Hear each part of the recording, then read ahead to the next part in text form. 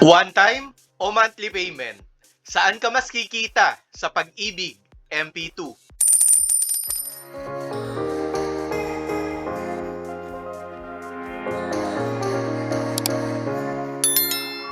Ito ang dividend rate na idineclare ng Pag-ibig sa kanilang MP2 sa nakalipas na 5 taon.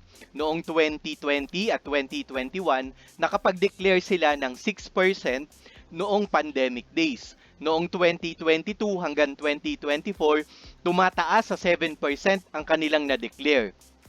Sa loob ng 5 taon, i-compute natin kung magkano nga ba ang historical dividend rate or average rate ng Pag-ibig MP2. 6.66% ang kanilang average rate. Ito ang gagamitin nating sa computation natin sa ating mga Pag-ibig MP2 earnings. Kung mas mataas sa 6.66%, katulad noong 2024, mas favorable para sa atin kasi mas malaki ang kikitain natin sa ating Pag-ibig MP2. Pero kung mas mababa sa 6.66%, katulad noong 2021 at 2020, ibig sabihin, mas mababa din ang ating kikitain sa ating Pag-ibig MP2. Ilagay na natin dito ngayon ang na-compute natin na 6.66% na dividend rate. Ito ang gagamitin natin sa buong computation natin sa ating Pag-ibig MP2 experiment. Pero mga kapeso, disclosure lang, paiba-iba ang dividend rate ng Pag-ibig MP2 depende sa kinikita nito. Sabihin natin mga kapeso na 1,000 peso ang gagawin natin o gagamitin natin sa ating experiment na ito. Magsisimula tayo ngayong April 2025.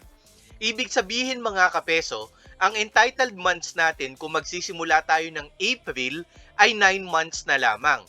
Paano natin ito i-compute? Simula April hanggang December 2025, 9 months na lamang ang natitira.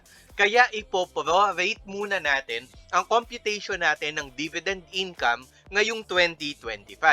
Ibig sabihin, 1,000 times 6.66% times 9 months, divide natin yan ngayon sa 12 months in a year. Ibig sabihin, yung dividend income na makukuha natin ay 49.95 pesos. Sa makatuwid mga kapeso, 1,000 plus 49 pesos, ang magiging total money natin para sa April 2025 ay 1,049.95. Sabihin natin mga kapeso na tuloy-tuloy tayong magde-deposit ng 1,000 peso on a monthly payment. Ibig sabihin, yung May natin, 8 months na lamang ang entitled months niyan. Yung December, magiging 1 month na lamang ang entitled months niyan. Kaya ang total dividend income natin para sa 2025 ay 249 pesos. Ang nahulog natin sa kabuuan ay 9,000 pesos. Kaya 9,249 ang magiging total money natin para sa 2025. Akala ko ba sabi natin compounding interest? Hybrid method mga kapeso ang nangyayari sa Pag-ibig. Kung saan yung unang taon ng paghuhulog natin, simple interest method muna ang gagamitin nila. Pero pagdating ng 2026 mga kapeso, yung buong 9,249 pesos natin, magiging subject na yan sa buong dividend payment. Kaya ang dividend income nung 9,249 natin, 616 pesos na. Kung dati 249 ngayon 616 pesos na. Kaya aakyat agad yung pera natin sa 9,865 pesos. Sabihin natin mga kapeso, tuloy-tuloy tayong maghuhulog ng monthly payment natin na 1,000 pesos ng 2026. Ibig sabihin yan mga kapeso, palaki din ng palaki yung total money natin, pati na rin yung dividend income natin. Ganun din yung gagawin natin para sa 2027, pati na rin sa 2028 para lumaki ng lumaki ang pera natin at umabot sa 51,061 pesos. 2029, ganun din ang gagawin natin mga kapeso. 66,895 na ang pera natin.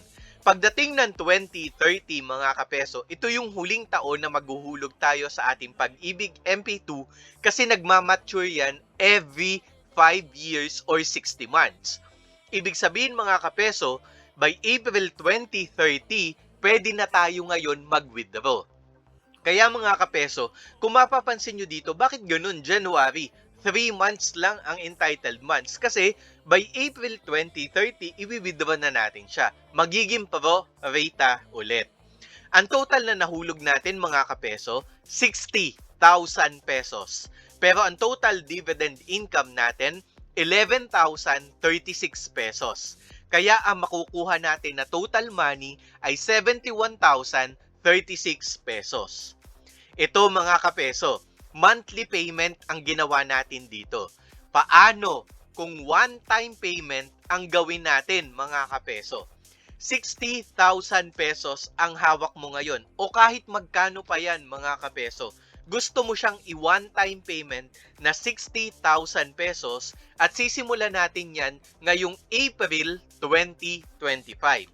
Ilalagay ko dito ang 60,000 pesos mga kapeso. Ang entitled months natin simula April hanggang December 2025 ay 9 months, katulad dun sa computation natin kanina sa monthly payment.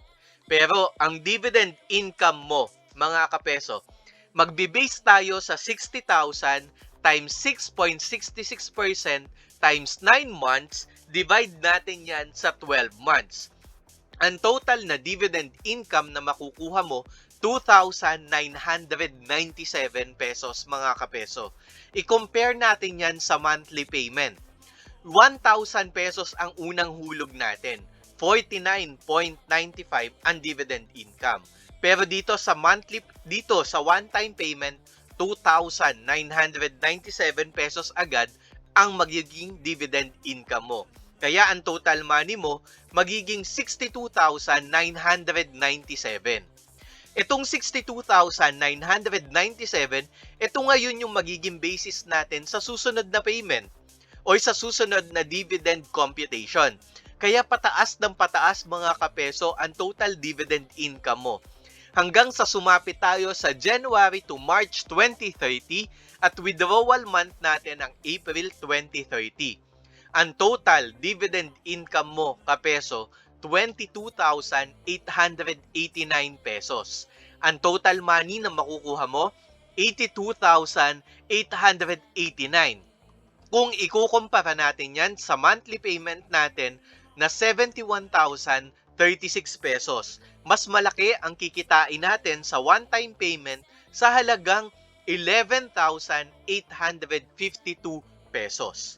Paano mga kapeso? Sabi mo, meron naman ako, pero gusto ko sana yearly payment. Pwedeng-pwede din yan mga kapeso. Diba ang monthly natin 1,000 pesos. Umaabot tayo ng 12,000 in a year. Ibig sabihin, kung magsisimula tayo ng April 2025, maghuhulog tayo ng 12,000. Ganun pa rin mga kapeso 9 months pa rin ang entitled months natin. 12,000 times 6.66% times 9 months, i-divide natin yan ngayon sa 12 months in a year. 599 pesos ang total na kikitain mo. Compare natin sa monthly 249.75 pesos. Kaya mas malaki pa rin ang magiging total money natin mga kapeso. That is 12,000 plus 599. Ito na yung magiging total money natin para sa hulog natin. Pero bubuuin natin ng 60,000 at maghuhulog tayo ng January hanggang January 2029 ng 12,000, mabubuo natin ngayon yung 60,000. Entitled months, 12 months na kasi buo na 12 months hanggang January simula hanggang December na yan. Pero ang huling buwan natin, January hanggang March, 3 months na lamang ang natitira para sa 60 months natin. 14,061 ang total dividend income. 74,000 ang kinita natin mga kapeso. O 74,000 ang total na makukuha natin.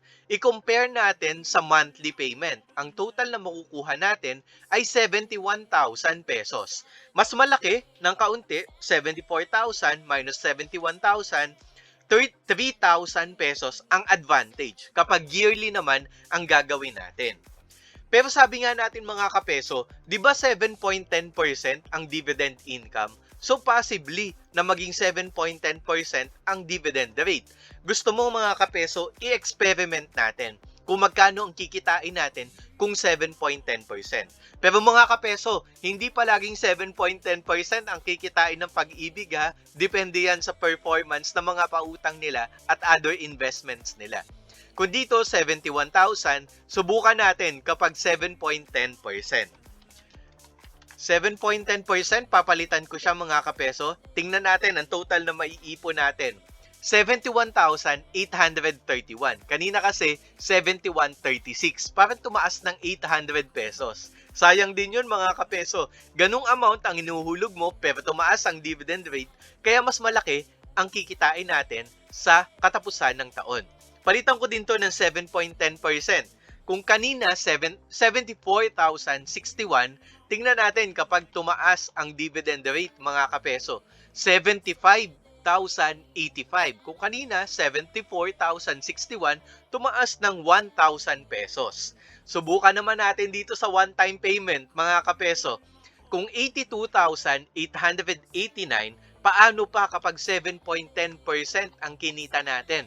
Yung 82,889 naging 84,621 pesos. Parang 1,800 ang itinaas ng investment natin sa parehas na amount ng hinulog natin mga kapeso. O ano mga kapeso, magsisimula ka na rin ba sa iyong Pag-ibig MP2 journey kahit monthly pa yan or yearly payment or one-time payment? Same mga kapeso, kikita at kikita ka sa Pag-ibig MP2. Hindi kailangang one-time payment, hindi kailangang yearly payment. Kung kaya mo ng monthly payment para masimulan mo na ngayon, pwede yan, kapeso. Baka may question ka, just put your question on the comment below. Sasagutin natin yan mga kapeso para makapagsimula ka na sa iyong Pag-ibig MP2 journey.